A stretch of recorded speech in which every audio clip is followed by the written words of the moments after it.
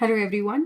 इस वीडियो में हम लोग डिस्कस करेंगे इंडियन एजुकेशन कमीशन 1964 टू 1966 के बीच में इस पे वर्क हुआ था। मतलब जो भी चीज़ें इसमें आई, सबसे पहले तो इसको कोठारी कमीशन भी बोलते हैं। इस टॉपिक को मैं बहुत डिटेल में कवर करूंगी एक और वीडियो में, बट फिलहाल के लिए ये मैं आपको एग्जाम पॉइंट ऑफ व्यू से पढ़ा रही हूँ। अगर आपका कंटेम्प्रेरी इंडियन एजुकेशन का टॉपिक है, मतलब सब्जेक्ट है और ये टॉपिक आ रहा है तो So basically, it is also known as Kothari Commission and it was established in 1964. 1964 में स्थापित हुआ था ये, ठीक है।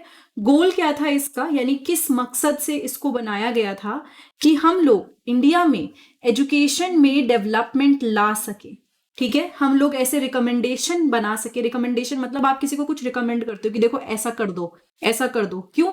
ताकि वो चीज जब फॉलो हो तो इंडिया में डेवलपमेंट आ सके एजुकेशन डिपार्टमेंट में, एजुकेशन, ठीक है। ये जो कमीशन था इसको नेम किया गया था आफ्टर इट्स चेयरपर्सन। जो इस कमीशन के चेयरपर्सन थे डॉक्टर दौलत सिंह कोठारी, उनके बेसिस पर इसको कोठारी कमीशन भी बोला जाता है। 99% आपसे कोठारी कमीशन करके क्वेश्चन आता है। कई बार इंडियन एजुकेशन कमीशन भी बोलते हैं, तो याद रखिएगा दोनों सेम ही चीज है। It works extended from 1964 to 1966। जो भी काम हुआ था एक्सटेंड हुआ था 1964 से लेके 1966 तक। एंड इसकी जो भी फाइंडिंग्स थी, जो भी रिकमेंडेशन थी, उसका हमारी एजुकेशन पॉलिसी पे बहुत फर्क पड़ा। जो आज हम देख रहे हैं, या सपोज कोई भी बदलाव हमने बाद में देखे, इन सब की वजह से उसमें चेंजेस आए। ऐसा नहीं होता है कि जो चीज रिकमेंड करी सारी फॉलो हो गई, लेकिन जब आप कोई चीज रिकमेंड करते हो और कोई चीज बहुत फेमस हो जाती है तो धीरे धीरे उस पर वर्क शुरू होता है। एजुकेशन डिपार्टमेंट भी ऐसा ही होता है, कोई चीज अगर बोली जाती है तो धीरे धीरे उस पर काम शुरू होता है। नाउ हम लोग डिटेल में देखते हैं। मैं फिर से बोल रही हूँ, इसके ऊपर एक लॉन्ग वीडियो बनाऊंगी जिसमें बिल्कुल डिटेल में इसको कवर करूंगी। फिलहाल के लिए एग्जाम पॉइंट ऑफ व्यू से कवर कर रही हूँ। बैकग्राउंड है, the commission was set up against the backdrop of a rapidly changing socio economic landscapes in India after independence. क्यों बनाया गया था? क्योंकि हर एक चीज चेंज हो रही थी। आजादी जब मिली थी देश को, उसके बाद बहुत उथल पुथल थी, हर जगह पे चेंजेस आ रहे थे सोसाइटी में, इकोनॉमिक्स एस्पेक्ट्स पे। एंड ऑब्वियसली एजुकेशन सिस्टम जो पहले बनाया हुआ था ब्रिटिशर्स ने अपने हिसाब से हर चीज को मोल्ड किया हुआ था। नाउ चेंज और जो भी मतलब बदलाव थे उसकी जरूरत थी इस टाइम पे, ठीक है। और बहुत सारे चैलेंजेस भी थे जो हमें लग रहे थे उस टाइम पे, हैं आज भी हैं, लेकिन वो हमें जो एड्रेस करने थे, जिसपे वर्क करने थे। सो ऑब्जेक्टिव क्या था, मतलब किस पर्पज से कोठारी कमीशन को बनाया गया था? The primary objective of Kothari commission was to review the state of education in India and provide recommendation for its development across all levels from elementary to higher education. Kothari commission को setup इसलिए किया गया था कि भाई एजुकेशन का क्या हाल है इंडिया में वो रिव्यू कर सके, वो समझ सकें। एंड साथ ही साथ हम लोग क्या करेंगे, कोई इशू जो है जैसे कि access, quality, relevance, equity, education की फील्ड में क्या सबको एजुकेशन मिल रही है, मतलब सब एक्सेसिबल है सबके लिए एजुकेशन, उस पर वर्क हो सके, उन इश्यूज पे हम बात कर सके, काम कर सके। क्या एजुकेशन की quality up to the mark है? क्या आज की जो जरूरत है उसके हिसाब से वो रेलिवेंट है, काम की है? ऐसा तो नहीं है कि एजुकेशन कुछ और पढ़ाया जा रहा है, जरूरत कुछ और है। एंड इक्विटी, क्या सबको जितना जरूरत है उसके हिसाब से एजुकेशन में वो हक मिल रहा है? इन सब चीजों को डिस्कस करने के लिए कोठारी कमीशन को बनाया गया। कंपोजिशन, कमीशन जो थी वो चेयरपर्सन जो थे वो थे डॉक्टर दौलत सिंह कोठारी, जो कि एक फिजिसिस्ट थे एंड एजुकेशनिस्ट थे, यानी कि दोनों फील्ड में इन्होंने काफी काम किया था। 11 मेंबर थे जिसमें से कई फील्ड के एक्सपर्ट्स थे, जैसे कि एजुकेशन फील्ड के कई एक्सपर्ट्स थे, साइंस फील्ड के एक्सपर्ट्स थे, सोशल साइंसेस के एक्सपर्ट थे, इकोनॉमिक्स के एक्सपर्ट थे। तो बहुत सारे लोग थे जिन्होंने मिलकर काम किया था।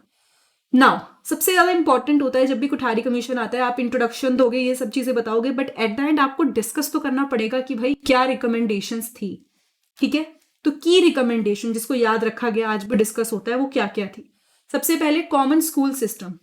जो कमीशन था उसने रिकमेंड किया कि भाई एक कॉमन स्कूल सिस्टम स्थापित होना चाहिए जो सारे बच्चों को इक्वल एजुकेशनल अपॉर्चुनिटी देगा, नो मैटर वॉट, कि वो बच्चा किस बैकग्राउंड से आता है, उसका सोशल स्टेटस क्या है, कोई फर्क नहीं पड़ता। क्योंकि आपको भी पता है उस टाइम पे बहुत, आज तो फिर भी चीजें अलग हैं, बट उस टाइम पे तो बहुत ही उथल पुथल मची हुई थी। मतलब कास्ट सिस्टम भी बहुत ज्यादा था, चीजें भी बहुत थी। आज भी मैं मना नहीं कर रही, लेकिन तब तो कुछ अलग ही लेवल था। मतलब कई लोगों को तो एजुकेशन मिल ही नहीं रही थी। सो वो कमीशन ने रिकमेंड किया कि भाई एक कॉमन स्कूल सिस्टम होना चाहिए जिसमें सारे बच्चों को इक्वल अपॉर्चुनिटी मिलेंगी। कोई फर्क नहीं पड़ता वो बच्चा किस सोशियो बैकग्राउंड से आता है, क्या उसका इकोनॉमिक बैकग्राउंड है, नहीं फर्क पड़ता, हम सबको इक्वल अपॉर्चुनिटी देंगे, ठीक है। उसके बाद है कंपल्सरी एजुकेशन। इसमें यह भी रिकमेंडेशन था कि प्राइमरी एजुकेशन को तो फ्री कर दिया जाए, ठीक है। जो छोटे बच्चों की एजुकेशन होती है उसको फ्री कर दिया जाए। एंड कंपल्सरी कर दिया जाए मतलब उस बच्चे के लिए जिसकी एज 14 तक है। छोटे बच्चों की मतलब 14 एज तक के सारे बच्चों के लिए एजुकेशन फ्री कर दो और कंपल्सरी कर दो। बाद में बहुत सारे काम हुए इसको लेके, नहीं आपको पता ही होगा, मिड डे मील वगैरह बहुत बाद में जाके ये सब स्टार्ट हुआ ताकि बच्चे स्कूल आना शुरू हो। करिकुलम रिफॉर्म्स, कमीशन ने ये कहा कि भाई अब करिकुलम को चेंज करने की जरूरत है। ठीक है, the need for a flexible and diversified curriculum, यानी जो करिकुलम है जिसमें बच्चे पढ़ रहे हैं उसको according to the interest and ability हमें चेंज करना पड़ेगा। ऐसा नहीं कि पुराना करिकुलम करते रहेंगे, थोड़ा सा फ्लेक्सिबल बनाना पड़ेगा। और अब जो हमारा पढ़ाने का तरीका है, बच्चे रटते आ रहे हैं, वो रोट लर्निंग से काम नहीं चलेगा, हमें उसको experiential learning and activity based learning पे बनाना पड़ेगा। मतलब कि अगर बच्चे रट के आंसर लिख रहे हैं, वही तरीका चला आ रहा है, तो अब उसको चेंज करने का टाइम आ गया। हम एक्सपीरियंशियल लर्निंग और एक्टिविटी बेस्ड लर्निंग के बारे में बात करेंगे। बच्चे को बताएंगे कि बच्चा करके सीखे, एक्टिविटी बेस्ड लर्निंग, ठीक है, एक्सपीरियंसेस से सीखे, अपनी लर्निंग डेवलप करे। इस सब के बारे में बात हुई कि करिकुलम में ये सब चीजों में वर्क लाना जरूरी है। आजकल तो यही चीजें फॉलो होती हैं बहुत सारे स्कूल्स में। वोकेशनल एजुकेशन पे फोकस किया गया कि भाई जरूरत है हमारे देश में जो भी बच्चे हैं, जो लोग हैं, उनके अंदर वो प्रैक्टिकल स्किल्स आए। मैं बहुत बार बता चुकी हूँ वोकेशनल का क्या मतलब होता है।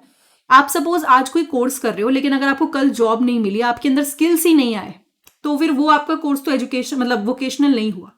आपने कोई चीज सीखी, आपके अंदर स्किल्स डेवलप हुए और अब आपको मार्केट में जॉब मिल रही है on the basis of your skills, ये आपका वोकेशनल एजुकेशन ने आपको रेडी किया है। तो सपोज कई लोग होते हैं जो इंजीनियरिंग करते हैं, या फिर सपोज वो फ्रिज ठीक करते हैं, इलेक्ट्रॉनिक्स ठीक करते हैं, तो उनके पास वो स्किल्स हैं जिससे उन्हें कभी भी जॉब मिल सकती है या वो काम कर सकते हैं। तो वोकेशनल एजुकेशन अलग अलग तरीके से अलग अलग फील्ड में होते हैं, जिससे एक इंडिविजुअल के अंदर वो स्किल्स आते हैं जिससे उसको जॉब भी मिल जाए, वो एम्प्लॉयड भी हो जाए। ठीक है, इसमें टीचर एजुकेशन के बारे में बात हुई कि भाई quality of teacher education improve करना बहुत जरूरी है, टीचर की वर्किंग कंडीशन इंप्रूव करना जरूरी है, और जो हम जिस तरह से टीचर पढ़ा रहे हैं उस स्टेटस को बढ़ाना भी जरूरी है। ठीक है, हायर एजुकेशन की बात हुई। The commission recommended the expansion and diversification of higher education to meet the growing demand for skilled professionals. Commission ने यह रिकमेंड किया कि भाई हायर एजुकेशन को एक्सपेंड करना पड़ेगा, बढ़ाना पड़ेगा, डाइवर्सिफाई करना पड़ेगा। मतलब अगर एक ही तरह से चल रहा है तो अलग अलग डायरेक्शन में उसको फैलाना पड़ेगा, डाइवर्सिफिकेशन लाना पड़ेगा, क्योंकि अब जो पहले चलता आ रहा था उससे तो काम नहीं चलेगा। नए नए लोग आएंगे, अलग अलग स्किल्स होंगे, तो उनके हिसाब से हमारा एजुकेशन सिस्टम इक्विप होना चाहिए। ठीक है, तो वो डाइवर्सिफिकेशन, डाइवर्सिटी लानी जरूरी है हायर एजुकेशन में। सपोज पहले केवल साइंस पढ़ा रहे थे, एसएसटी भी लाइए भैया, उसके साथ आप आर्ट्स भी लाइए, कॉमर्स भी लाइए, और भी सब्जेक्ट्स लाइए, वोकेशनल ट्रेनिंग लाइए। तो बहुत ज़रूरी है कि हम अपने हायर एजुकेशन सिस्टम को डाइवर्सिफाई करें ताकि जो स्किल्ड प्रोफेशनल की जो डिमांड है वो पूरी हो सके। ठीक है, और ऑब्वियसली ये कैसे होगा जब हमारी नई यूनिवर्सिटीज स्थापित होंगी। कोई 5 यूनिवर्सिटी में पूरे देश भर के बच्चे तो नहीं पढ़ पाएंगे ना, तो नई यूनिवर्सिटी स्थापित हो, एग्जिस्टिंग वन जो अभी प्रेजेंट हैं उनमें इंप्रूवमेंट आए। ठीक है, फिर आता है education planning and financing. The commission stressed the need for a comprehensive approach to educational planning, adequate funding and allocation of resources to ensure the effective implementation of educational policy. बहुत जरूरी है कि हम एजुकेशन प्लानिंग अच्छे से करें। ठीक है, एक ऐसी अप्रोच की जरूरत है, एक ओवरऑल अप्रोच, मतलब जो हर एक चीज पे फोकस करे। प्लानिंग का मतलब तो ये नहीं होता ना कि 4 चैप्टर डिसाइड कर लिए, नहीं, फंडिंग सबको प्रॉपर मिल रही हो, रिसोर्सेज सही जगह पे लग रहे हो, एलोकेट हो रहे हो, इफेक्टिव इंप्लीमेंटेशन हो एजुकेशन पॉलिसी का, ये बहुत जरूरी है। तो इन सब चीजों पे ध्यान दिया जाए, क्योंकि अगर प्लानिंग ही अच्छी नहीं होगी तो फिर यूनिवर्सिटीज बढ़ा के डाइवर्सिफिकेशन लाके कोई फायदा नहीं हो।